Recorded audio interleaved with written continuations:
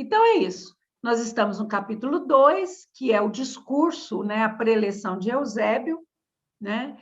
Ele faz esse discurso aí para esses 1.200 espíritos, entre encarnados e desencarnados, e deixa bem claro que esse discurso, essa preleção, faz parte de uma preparação, faz parte, não é. Essa preleção faz parte de uma preparação, é como se fosse um curso superior, na qual esses espíritos participam, onde eles estão sendo preparados para atuarem, os que estão encarnados, estão sendo preparados para a sua próxima existência, para atuar nessa área, e os que estão desencarnados estão sendo preparados para encarnar e atuar nessa área. Que área que é essa? A área de cuidados, de tratamentos, de terapias com os distúrbios psíquicos, mas tratados agora a partir de uma dimensão espiritual, né? Então, é muito bom esse livro, é uma obra excepcional, é uma obra que assim, a maioria de nós aqui já leu esse livro mais de uma vez, né, porque faz parte dos estudos dos centros espíritas, né? Mas eu, Vânia, jamais tinha lido esse livro e tinha entendido essas palavras a partir dessa perspectiva iluminada com a qual o Ascan tem nos trazido todas as semanas. Então, nós estamos aqui no 13º parágrafo, né, do capítulo 2, com destaque para essa frase: até quando nós seremos os gênios demolidores e perversos? Ao invés de servos leais do Senhor da vida, temos sido soldados dos exércitos da ilusão, deixando a retaguarda milhões de túmulos abertos sobre os aluviões de cinza e fumo. Prestem atenção nessa frase que eu vou ler agora, porque hoje nós vamos entender essa frase. Debalde, exortou-nos o Cristo a buscar as manifestações do Pai em nosso próprio íntimo. Cevamos e expandimos unicamente o egoísmo e a ambição, a vaidade e a fantasia na crosta planetária. Contraímos pesados débitos e escravizamo-nos, não é o outro, não, agora é a mim, escravizamo-nos aos tristes resultados de nossas obras, deixando-nos ficar indefinidamente na messe dos espinhos. Então, é o parágrafo 13, né, do capítulo 2, e nós estamos entendendo isso aqui desde lá, o cristianismo primitivo. Agora, nós já chegamos na Revolução Francesa e estamos já prontos para fazer uma ligação entre a Revolução Francesa e o Espiritismo. Nós não vamos nos aprofundar em questões históricas. O que nos interessa aqui são alguns pontos fulcrais desses acontecimentos que serão úteis para o nosso entendimento em uma determinada parte do nosso estudo, em que nós conseguiremos ter discernimento, entendimento, né, para entender qual foi nosso papel em cada um desses ciclos históricos, né? Qual foi nosso papel em cada um desses ciclos históricos? Então, é muito importante que a gente preste atenção, né? Eu não estou aqui no papel de historiador, eu estou aqui no papel de um contador de histórias para adultos, né? Um contador de histórias para adultos. E à medida que eu vou narrando personagens, que eu vou narrando fatos, e já com o treino que vocês estão já fazendo, né?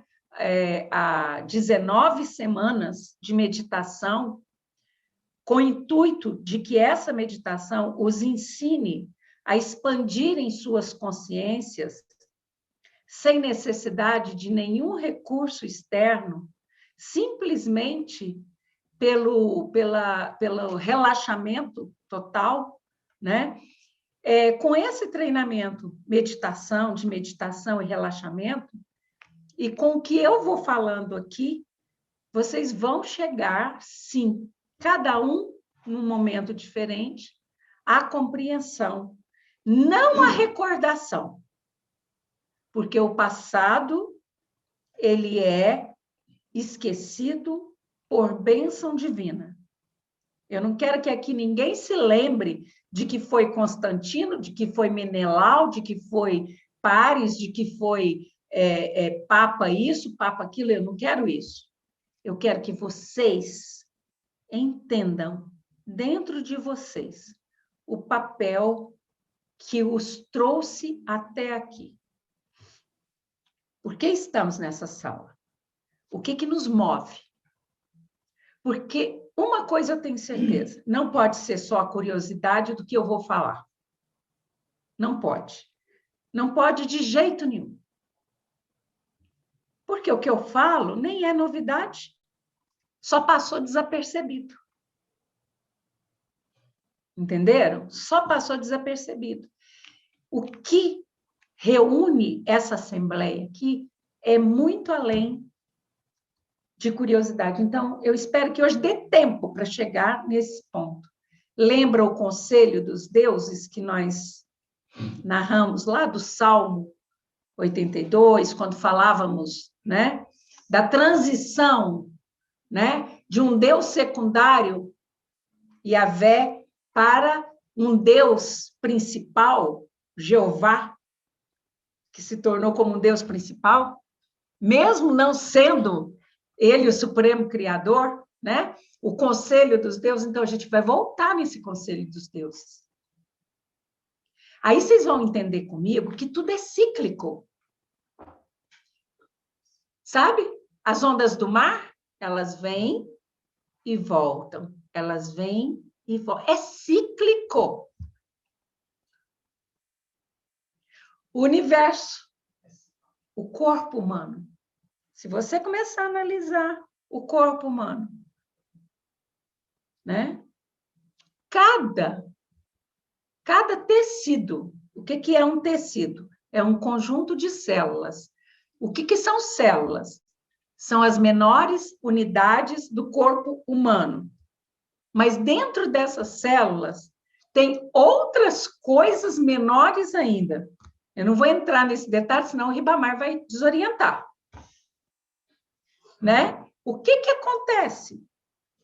Se você olhar para cada tecido, que é um conjunto de células, quer ver um exemplo? Pegue uma laranja e parta ela no meio. O que você vai ver dentro da laranja? Vários gomos, não é isso? E cada gomo é um tecido. E o que tem dentro de cada gomo? Tem pequeninos gominhos, não é isso? Cada gominho daquele é uma célula. Dentro de cada célula tem 1 milhão de outras coisinhas pequenininhas. Que aí seriam as partes das células, né? Então, nós vamos encontrar mitocôndrias, vamos encontrar um núcleo, vamos encontrar o plasma, vamos encontrar várias partes. E dentro do núcleo, pasme, tem outras coisas menores. Tem, por acaso, 2 ácidos, né? Um ácido, que vocês escutam falar dele o tempo todo, que é o DNA. E outro ácido, que vocês escutam falar menos, que é o RNA. Não é isso? Se você pegar esse exemplo que eu estou dando para vocês e trazer para o corpo humano de vocês, o corpo humano de vocês, ele é um universo. Com o tecido cada tecido seria um sistema solar. Cada laranja seria uma galáxia completa. Cada laranja. Um pé de laranja tem quantas laranjas? Quantas laranjas o pé de laranja produz? Muitas laranjas ele já produziu, apodreceram, caíram. E novas laranjas nasceram. Isso é um universo. Cada laranja é um universo. O pé de laranja é uma bolha. O pé de laranja é uma bolha, com 1 trilhão de universos dentro dele. Quantos pés de laranja tem um pomar? Bocejou, né, Eleusa? Faça que nem o Chico para o Emmanuel, eu quero tomar um café, né? Quantos pés de laranja tem um pomar? Quantos? Então, você imagina o seguinte, quantos universos tem no pomar? O pomar é uma bolha com 1 trilhão de universos dentro dele. Quantos pomares tem numa cidade? Vocês entenderam o que é a eternidade? Aí, para não pirar a cabeça de vocês, no modo vulgar, que vocês se valem dessa língua maravilhosa, dessa língua românica, né, de origem latina, para não desorientar a cabeça de vocês, comparem esse vasto universo com o corpo de vocês. Cada órgão é um universo. O fígado é um universo. O rim é outro universo. Só que o rim tem 2 rins. É um universo paralelo. E tem muitas outras coisas para serem entendidas, né?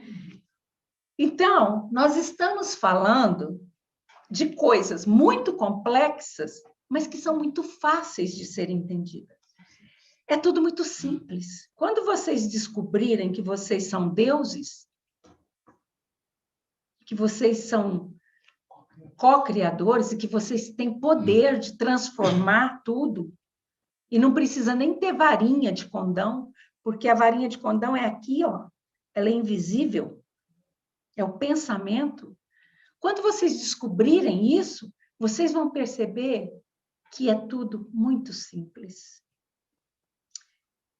Parece complexo para o João, por exemplo, porque o João sempre imagina que eu entro numa nave lá em Andrômeda, que é o meu ônibus, eu entro lá em Andrômeda e venho para cá toda quinta-feira por um buraco de minhoca e chego aqui, né? E não é assim. Nós estamos aqui e Andrômeda está aqui. Complicou, claro, eu não quero facilitar. Por quê? Porque Deus, nós estamos inseridos, o Cristo, ele está inserido dentro de Deus. Nós estamos inseridos dentro do Cristo. Então, o Cristo, ele detém a todos nós, mas Deus detém a todos os Cristos. Todos os universos estão dentro de Deus. Todos os universos são um. Porque Deus é o quê? Unidade. Unidade, gente. Então, o que existe? Eu já falei isso aqui, vocês esqueceram. Eu falei para vocês que, do ponto de vista espiritual, se você olhar o universo, se você olhar a história da humanidade, você não vai ver nada. Você não vai ver. Você não vai ver a galáxia de Andrômeda, você não vai ver o Sol. Você, se você visse alguma coisa, você veria o quê? Pixels. Átomos.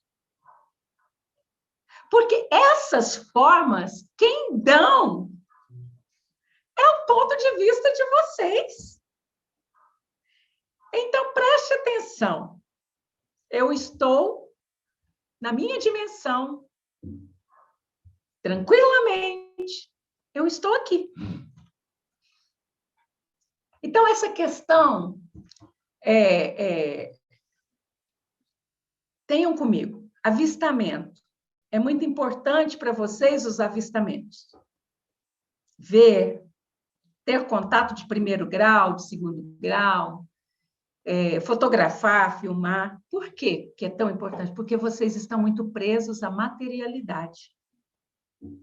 Porque no meu estágio, nós trabalhamos, só para vocês entenderem, eu vou falar uma palavra que é para entender, que é o mais próximo do que existe, porque não há como descrever. Nós trabalhamos no universo holográfico.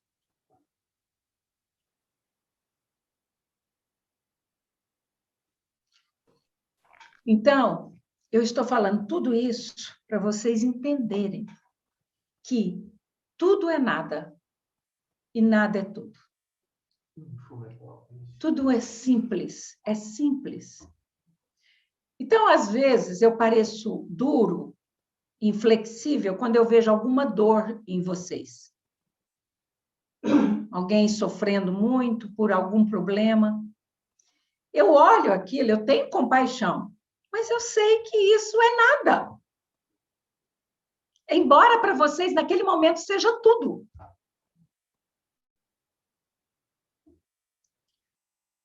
Qual é o bem viver? Qual é a fórmula do bem viver? É eu entender toda essa história que eu venho narrando para vocês. É eu aceitar esses fatos como fazendo parte deles, naquilo que eu tinha de mais inferior. Porque é o meu lado inferior que veio até aqui agora, ou não? Até agora, o que prevaleceu foi o meu eu inferior. Foi o quê? Foi o meu ego. Não é isso?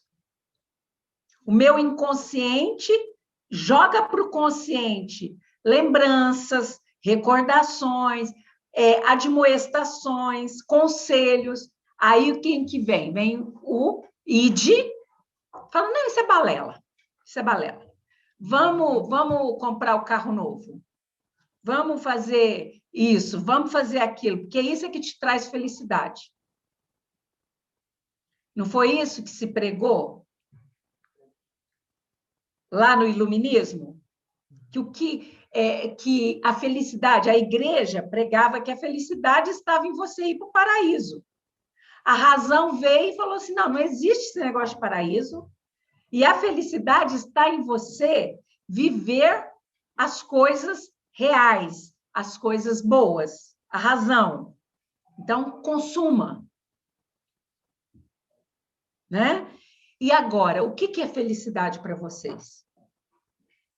Porque nós já descobrimos que não existe inferno. O inferno está aqui, dentro de mim, mas também não existe paraíso. Engano de vocês. Aquele paraíso que apresentaram para vocês de beatitude, de anjinhos voando no espaço, para lá e para cá, calma. Tem seres voejando a trabalho. Paraíso, para nós, é igual trabalho. Então, aqueles que querem morrer para descansar, eu tenho uma péssima notícia. Vocês vão encontrar muito trabalho pela frente. Né? Então, é isso. Aí nós vimos a questão do absolutismo, né? O iluminismo veio combater esse estado de coisas que começou com os Césares, lá atrás. O que é? Quando vocês escutam a palavra absoluto, o que vem à cabeça de vocês? Não aceito contestação. Né? Manda quem pode, obedece quem tem juízo. Então, quando vocês escutam a palavra absolutismo, é a mesma coisa que escutar uma palavra autoritarismo. Só um manda. Né?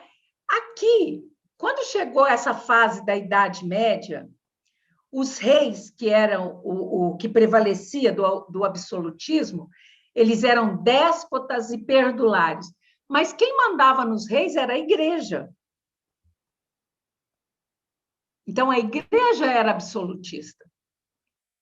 Aqui nessa imagem, nessa figura, tem um rei e um nobre, né? Montado num plebeu, num homem do povo, num camponês. O camponês trabalhava de graça para manter o luxo e a ostentação dos nobres. Mas, na verdade, aqui tinha que ter um clérigo montado em cima dos dois. Aí a imagem ficaria correta, né? Depois nós vimos um exemplo de reinado absolutista, né? Maria Antonieta e Luís XVI. Eles ficaram famosos, né? Ela, pela excentricidade dela, os penteados absurdos, os vestidos faustosos, as festas, né? que eles davam, mas eles foram presos, né? Foram aprisionados no final já desse movimento da Revolução Francesa. Eles ficaram marcados, porque o Versalhes foi invadido pelas mulheres do povo. Pelas mulheres do povo, viu? Porque os homens depois é que foram atrás. Ah, elas foram, então vamos lá. Vamos ver o que está acontecendo. Mas quem derrubou a Bastilha, quem pegou na foice, quem saiu rasgando tudo, foram elas. E a primeira coisa que elas fizeram em Versalhes, vamos ver se alguém sabe, qual foi a primeira coisa que elas fizeram em Versalhes? Não foi colocar a rainha para fora. O que elas fizeram? Elas invadiram a despensa do Palácio de Versalhes, em busca de pão, em busca de alimento. Depois que elas pegaram tudo de alimento que elas conseguiram pegar, amarrado nas saias, elas puxavam as saias como saco, amarravam na cintura, cheio de alimentos, com aquelas saias pesadas, elas foram atrás da rainha, do seu séquito, dos nobres e tudo mais. O primeiro lugar que elas foram foi na despensa. Né? Então, vocês verem o estado de miséria que estava na França naquela época. Né? Então, Maria Antonieta, ela tem um ditado que foi atribuído a ela, né? Que diz que as damas de companhia disseram a ela da pobreza do povo e que o povo não tinha pão para comer. Então, ela disse o seguinte: se não há pão, que comam brioches. De tão pouco situada que ela estava acerca da situação do seu país. Lembrando que quando Deus nos dá determinadas coisas, nós temos que prestar contas disso a Ele. Então, se você recebeu autoridade, poder, né, beleza, inteligência, qualquer aptidão, qualquer dom, você vai ter que prestar contas disso ao Pai. Isso não é te dado para o seu deleite. Não é dado para o seu deleite, né? Tanto é que todos sabem, pelas palavras de Divaldo, quem foi Maria Antonieta aqui no Brasil, né? Pois bem, então, o que acontece? Foram 10 anos de intensa movimentação, né, que caracterizou. Na época, não se chamava Revolução Francesa, esse nome foi dado muito depois. Na época, estava havendo aquela movimentação que começa presentemente em muitos países por aí, né? Começa com um movimento simples, mostrando o descontentamento da população contra os desmandos do poder absoluto dos reis. Define-se pela diferença que existem entre duas classes, começa a se analisar. Por que fulano faz isso? Por que o nobre comete esse crime? O pobre comete o mesmo crime e o pobre vai para a forca e o nobre não vai? Então, começa esse tipo de coisa. E para dizer mais uma coisa para vocês, havia, quando se começou essa questão dos movimentos, né, entre os intelectuais franceses, que eu já disse que ali estava reencarnado Diderot, estava reencarnado todos aqueles iluministas, renascentistas de antes, aqueles enviados por Jesus, né? Eles montam, então, como se fosse um parlamento. Eu vou chamar de parlamento para vocês entenderem.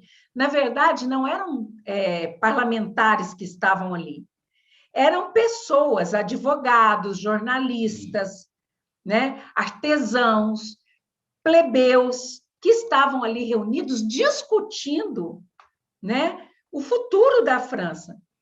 E aquele cenário era aberto ao povo. Será que alguém pode chutar quem do povo que ia lá ouvir isso tudo? As mulheres. Os homens não iam. Eu queria entender. E diz que a história foi feita por homem. Elas iam lá escutar, com os filhos nas barras da saia. Elas iam lá escutar o que estavam falando, o que eles queriam fazer. Tanto é que foram essas reuniões que as impulsionou, né, a tomar uma decisão. Né? Então, a Revolução Francesa ela não se ocupou somente das questões econômicas, das questões de ordem política.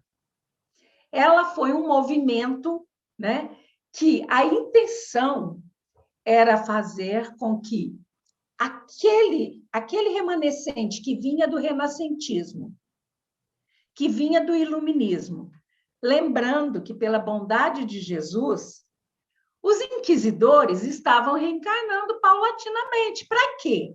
Para, junto desses luminares, né, aprenderem alguma lição, mudarem as suas concepções. Porque havia entre os clérigos, como nós já falamos aqui, muitos que eram efetivamente altruístas, que tinham boas intenções, mas que não faziam nada porque o sistema não permitia. Né? Outros eram inveterados no mal. Mas Jesus, o príncipe da paz, sempre dando oportunidade de arrependimento, de crescimento, de evolução. Aqueles seres inteligentíssimos. Há gênios que ainda estavam ali em cima do muro, não sabia se optava por um lado ou pelo outro. Então, vamos colocar esses gênios no meio de gênios da luz, da paz. E vamos trazer eles para o nosso lado. Porque é interessante vocês pensarem uma coisa. Nós já falamos aqui, o Marcos está fazendo um estudo lá de Capela, mas eu vou falar novamente. Veja bem, nós já citamos aqui essa leva que veio de Capela, que é tudo o quê? Todos que vieram de Capela são o quê? Né? Era os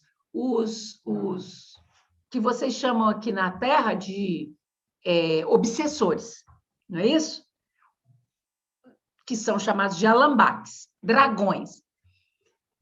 Eles vieram todos para cá. Agora, entre eles, tinha aqueles que eram menos maus, aqueles que eram meio maus e aqueles que eram muito cruéis.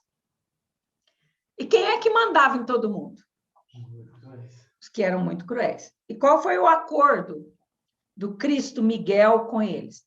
Olha, vocês vão bonitinho lá para o novo planeta e lá vocês vão continuar mandando nesses aí, porque eles só obedecem vocês. Se eu colocar um anjo lá, eles não vão obedecer. O que eles fizeram com os anjos lá em Sodoma e Gomorra? Quem já leu a Bíblia? O que eles fizeram com os anjos de Sodoma e Gomorra, que foram enviados para poder alertá-los? Então, vamos para lá. Né? E é isso que aconteceu. Os alambaques, né? Eles tinham entre eles aqueles anjos que estavam ali lembrando, ó, chega, você já fez muita arte, agora está na hora de você começar a fazer coisas boas. Então, ali, entre os intelectuais, né, da Revolução Francesa, haviam esses espíritos de escola, né? Um Diderot, um Voltaire, um Rousseau, estava tudo ali entre eles, né?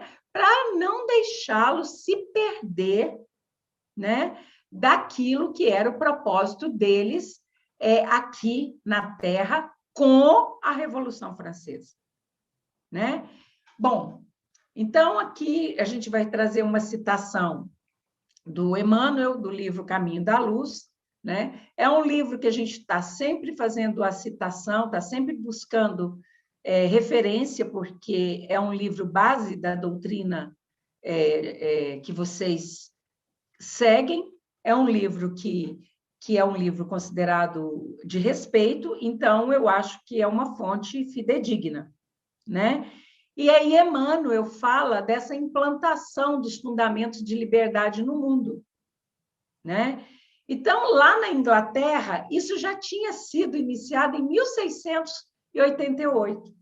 E depois, né, veio a independência dos Estados Unidos. Então, a França estava para trás nesse processo, né? E aí, o que acontece? Embora a França já tivesse recebido muitos missionários com o propósito, para vocês terem uma ideia, o parlamentarismo, a primeira proposta de instalação era na Europa, era na França, mas eles faliram, então foi para o Reino Unido, né? Então, o que acontece? Alguns desses missionários, incumbidos desse propósito, eles não conseguiram levar a missão adiante, de trazer esse progresso para a França. Então, eles reencarnam novamente. E aí eles vêm como Marat e Robespierre, dois grandes personagens, né, da Revolução Francesa. Foi designado a eles a missão de instaurar a liberdade, a igualdade e a fraternidade na França. Eles eram, eu estou falando do ponto de vista espiritual, eles eram os missionários, né, encarregados de instaurar isso. E eles falharam. Mas o espírito de luz não falha. Quem está falando que eles eram de luz? Olha os alambaques aí. Os alambaques, aqueles que conseguiram a progressão, a evolução, voltaram logo para a capela, né? Esses alambaques aqui, eles foram progredindo, mas eles ainda tinham dentro deles muita materialidade, muito ímpeto do poder, muito ímpeto da violência ainda. Aí a gente volta com Jesus, né? São necessários que hajam os escândalos, mas ai por quem os escândalos, né? Tinha que acabar com aquele domínio sanguinolento da Inquisição. Tinha que acabar com aquele domínio, né, autoritarista do absolutismo. Agora, como é que você acaba com isso pregando a paz e o amor? O que fizeram com Jesus? Crucificaram. O que fizeram com todos os missionários antes de Jesus, depois de Jesus? Todos foram assassinados, sem exceção, né? Então, o que se faz aqui? O próprio John Hus, né? Para quem não sabe, é a encarnação anterior de Kardec, né? Então, o que se faz aqui? Vamos colocar esses alambaques para instaurar, né, essa liberdade, essa igualdade. Ó, eles sabem o que é liberdade, eles sabem o que é igualdade, eles querem, eles estão convictos disso. Então, manda eles de novo para a Terra. Mas de que maneira que eles implantam isso? Né? Substitui-se a fogueira pela guilhotina. Qual é a diferença de um e para o outro? A morte é mais rápida, mas o pânico é o mesmo para o espírito. Né? Então, forca, guilhotina, fogueira, são só 3 forças elementais diferentes, tá? Para um mesmo estado de coisas. Então, vem Marat, vem Robespierre, eles cumprem com a missão deles de forma violenta, no afã de implantar aquele novo estado de coisas, né? E aí eles conseguem obter um sucesso estrondoso numa área, mas eles angariam um karma coletivo para a França. Um karma terrível. O karma que Portugal e a Espanha adquiriram lá atrás com a Inquisição. O karma que a Itália adquiriu lá atrás, né, com as conquistas sanguinárias dos Césares, com a expansão do Império Romano, e outros karmas coletivos. Aí aqui a França começa, então, o seu karma coletivo. E aí vem um outro grande missionário. Napoleão Bonaparte. Né? Diferente de Alexandre o Grande, Alexandre conquistava outros povos, mas o que ele fazia? Ele respeitava a cultura dos povos e ele promovia uma intersecção de culturas.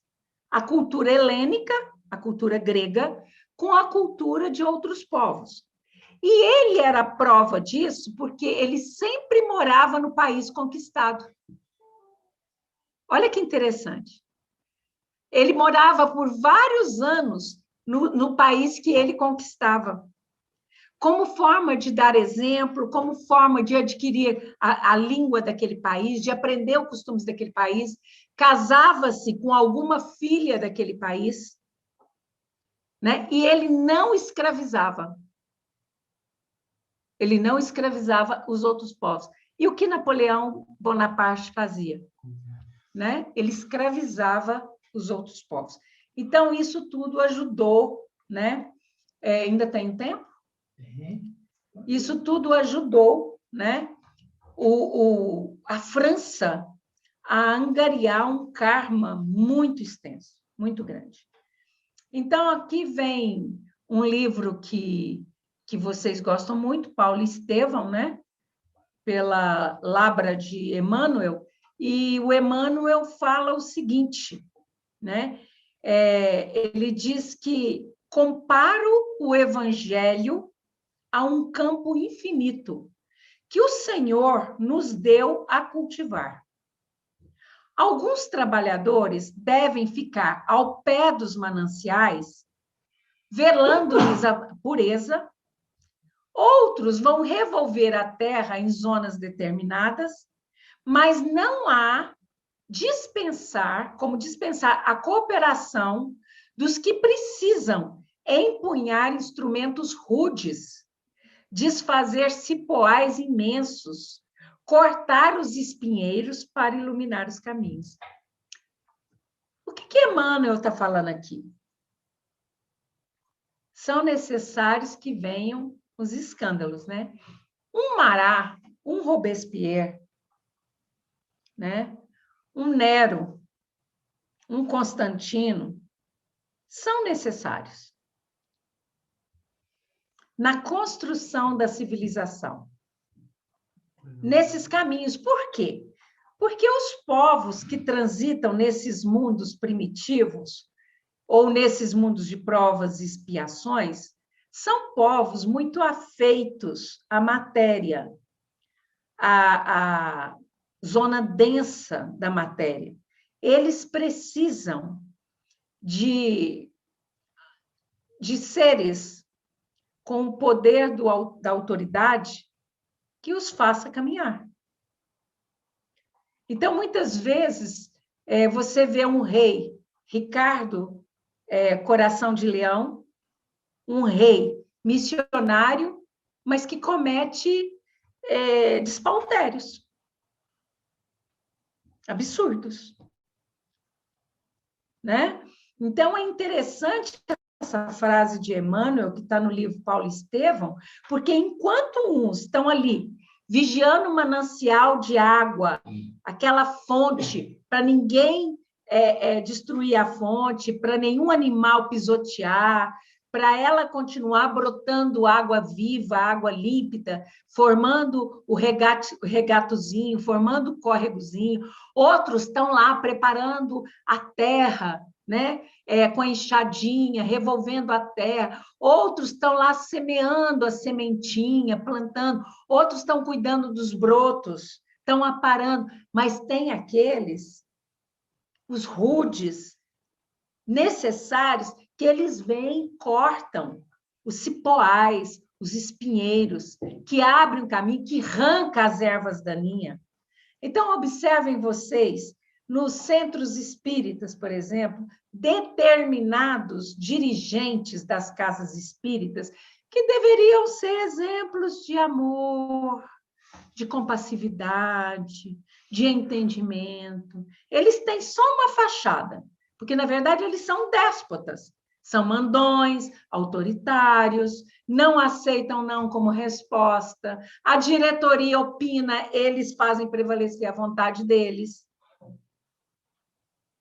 Em nome de Jesus. Né? E médiuns também. Eu estou falando da doutrina espírita, poderia ser de qualquer outra religião.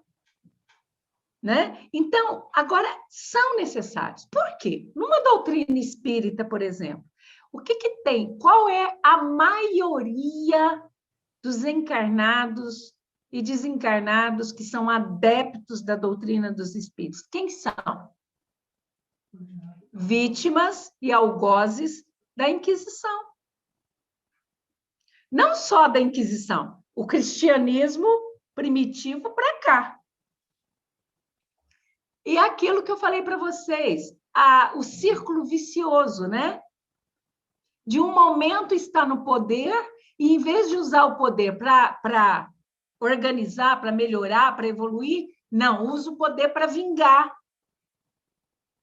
Aí depois renasce lá na parte de baixo da roda, como pobre, como escravo. Uma obra aí do Emmanuel, há 2000 anos, e depois você lê 50 anos depois. Aí nasce ele como escravo nestório. Uma vez senador, uma vez escravo. E é assim. Né? Então, a gente precisa entender que, mesmo Emmanuel, como o padre Manuel de Nóbrega, não foi perfeito. E ele sabe disso. Né? Se fosse perfeito, não estaria reencarnado de novo. Olha a heresia que eu estou falando. Mas Emmanuel é meu amigo. É meu amigo e ele sabe que eu estou falando isso como um exemplo construtivo para vocês. Vocês ficam com medo de reencarnar. Eu não quero voltar mais para esse planeta. Esse planeta é uma bênção. Vocês só precisam aprender a viver. É isso que vocês precisam, aprender a viver, a fazer as coisas corretamente. Então, vamos lá. Vamos entender esse Napoleão. Napoleão, né? Quem foi esse mocinho baixinho de 1,68 m? Né? Quem que foi esse senhorzinho? Então, vocês já conhecem a história. Quando que ele nasceu? É um corso. O que é um corso? Não é um cavalo, não. Corso é quem nasceu em Córcega. Né? Ele liderou os franceses, foi cônsul e depois se autocoroou como imperador, né? E depois teve a sua derrocada na Guerra da Rússia, né? O inverno o derrotou, né? E aí, depois acaba os seus dias exilado, né, numa ilha de Elba, de Santa Helena, né? Numa solidão, apesar de estar cercado dos seus familiares, de alguns amigos, amigos tão amigos que um dos amigos foi quem o envenenou, paulatinamente. Não sei se a sua história já sabe disso, né? Mas o que acontece? Havia muito contraste em toda aquele momento, né, que se estava vivendo na França. E Napoleão ele veio com a missão de instaurar a paz, o progresso renascentista, o progresso iluminista. Para quê? Para preparar terreno para um outro grande missionário, né? Então ele veio amparado, né, por uma pleiade de espíritos. Como nós temos aí várias crianças que estão aí entre vocês, da mesma forma, são crianças especiais que estão amplamente amparadas, porque elas têm uma missão, né? Quando imerge na matéria, faz essa imersão no plano denso, vem a bênção do esquecimento, mas não da aptidão. Você pode esquecer quem você foi, mas você não esquece o que você sabe fazer. Vocês concordam comigo? A aptidão, ela é inata. Aí, muitos falam assim, mas eu posso desenvolver uma aptidão. Eu não nasci com a aptidão de pintar, mas eu posso desenvolver essa aptidão através do treino. O treino, a própria palavra vai te dizer, é treino. Ele só vai te despertar para aquilo que você sabe. Se não fosse assim, não adianta você dar um piano para um Mozart. Ele podia estudar piano a vida inteira. Se ele não tivesse aptidão, ele não seria um Mozart. E isso vale para tudo. Então, você tem aí médicos formados depois de 8 anos de estudos e que são péssimos profissionais.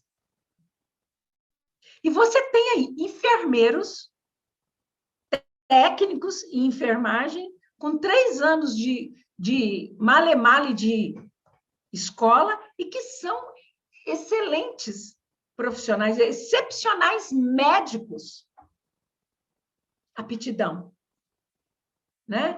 Então, veja bem, Napoleão chega na matéria e ele começa a despertar, porque ele era César, ele foi várias vezes Césares. Eu vou depois contar para vocês quem foi Napoleão, antes de ser Napoleão, né? Vocês já até sabem quem foi Napoleão. Então, ele era aquele homem assim. Em casa, ele era um déspota. Na rua, ele era simpático, amável, sinceramente simpático. Não é que ele era hipócrita.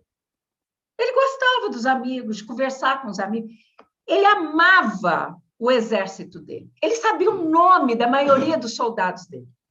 Ele chamava os soldados pelos nomes. Os soldados o amavam, porque ele se importava com seus soldados, né?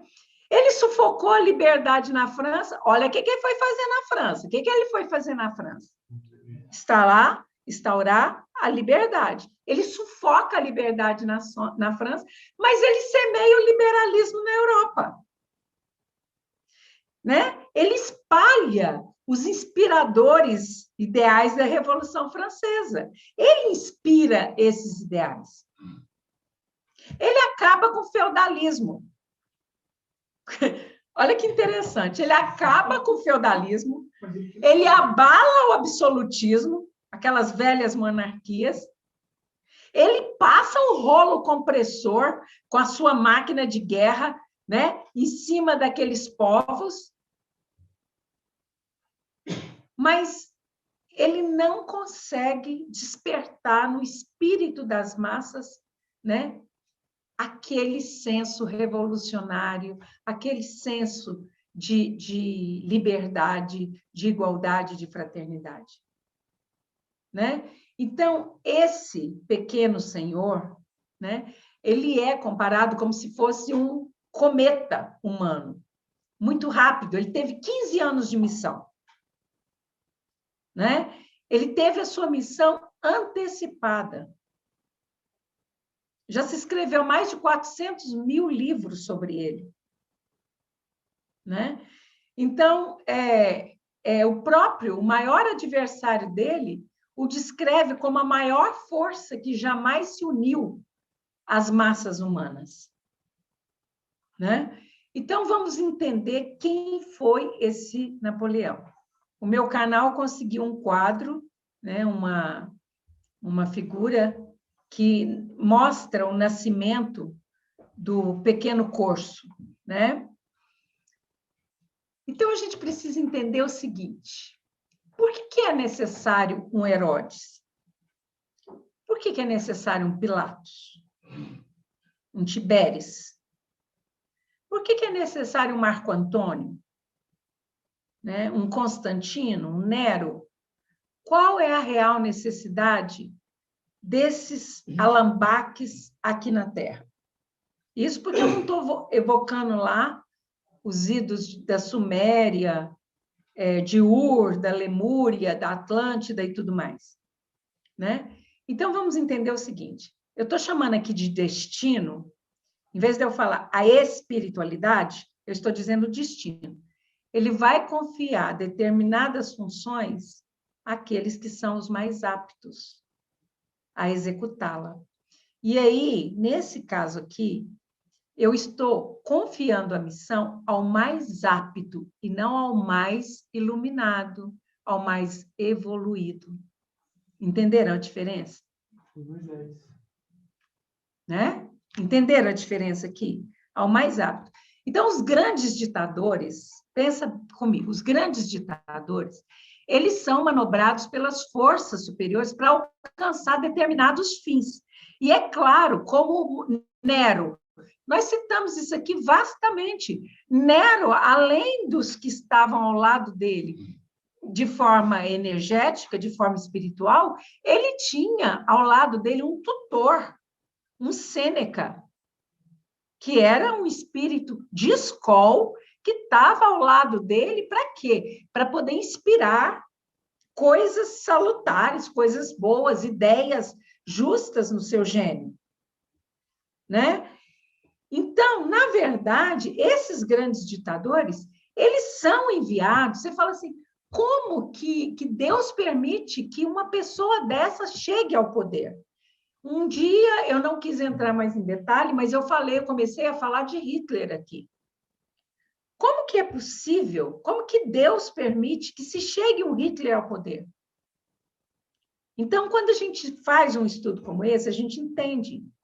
Um alambaque, ele é seguido, né, de perto pelos seus escravos de capela. Mas ali ele já está numa condição de entendimento. Ele já está numa condição de trabalhar para que o progresso se instale, que a civilização se adiante, né? Então, ele tem ali do lado dele uma pleiade de espíritos o tempo todo orientando ele. Mas de quem que é a decisão final? Você tem ali 10 espíritos. Não faça assim, não faça assim, não faça assim. Quem é que decide? Né? Ele e os seus maus gênios. Porque a partir do momento que ele toma uma decisão deliberadamente vexatória, arbitrária, ele imediatamente imanta-se com vários gênios que compactuam daquele propósito. E aí começa a derrocada. Então, nasce Napoleão. Simples instrumento de uma guerra. Quanto tempo eu tenho ainda? Simples instrumento de uma guerra, né? Uma guerra que era difusora de ideias. Mas ele foi atirado fora pelo destino como um trapo. Tão depressa acabou a sua função. Então, veja bem, isso aqui são palavras de Emmanuel, né? Ele veio com a missão, ele tinha 15 anos para cumprir a missão dele, né? De implantar novas ideias, né? Alguém já leu aí os direitos humanos? Né?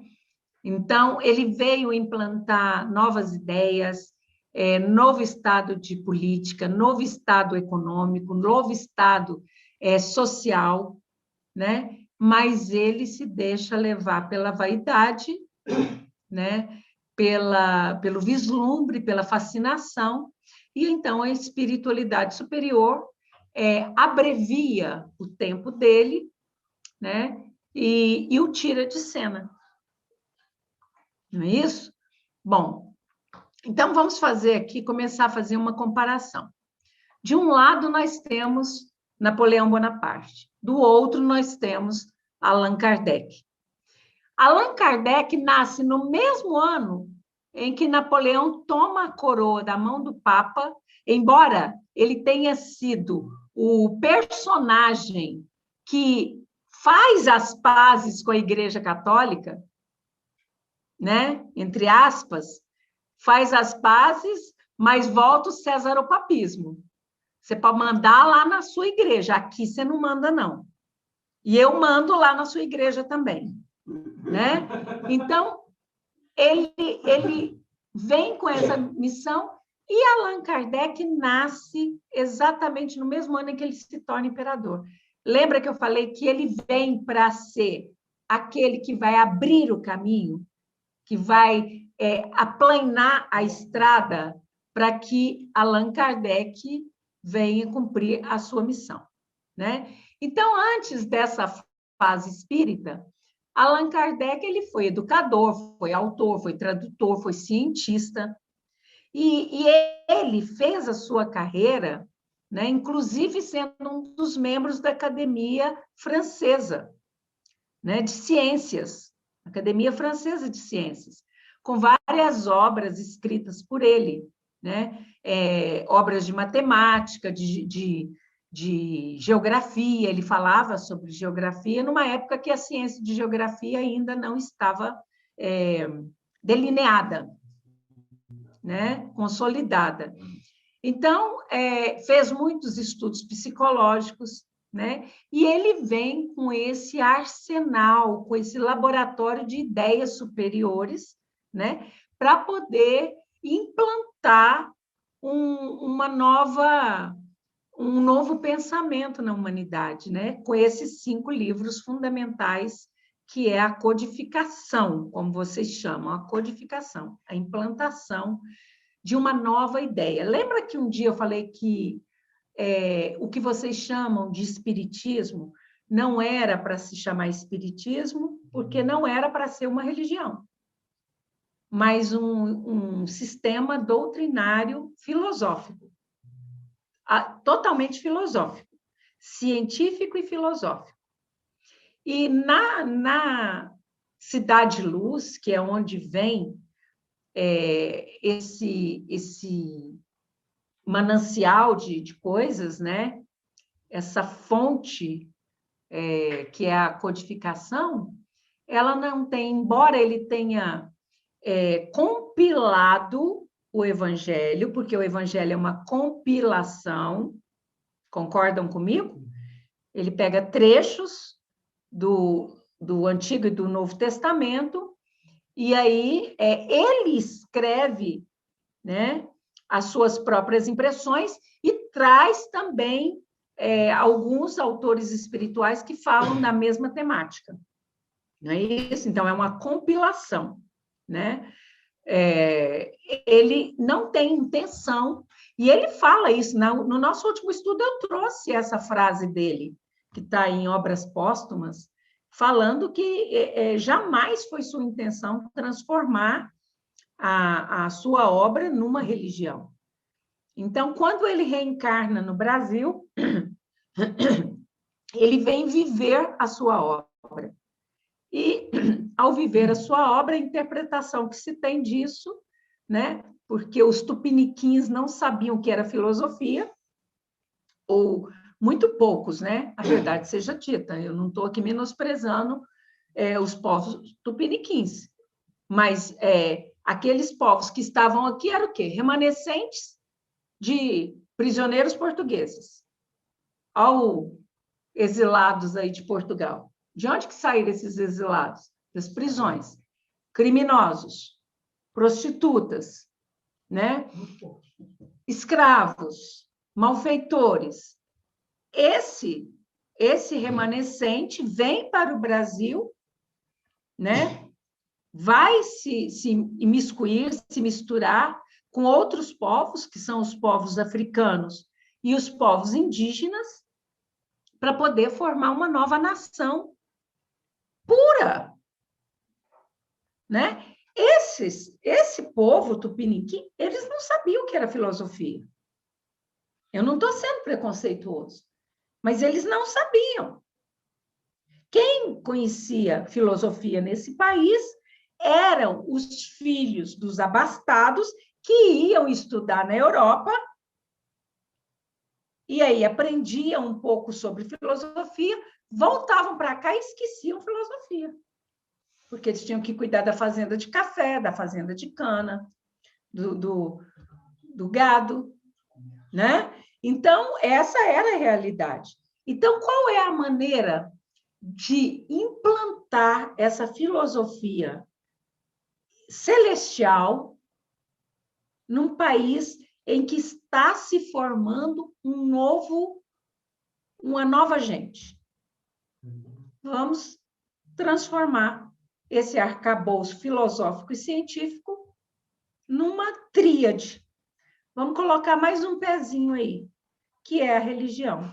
Como se trata de um povo que tem 2/3 altamente místicos, e o terceiro terço é oriundo dos desmandos da Igreja Católica, os africanos, muito místicos, com os seus deuses, os seus orixás, as suas crenças, né?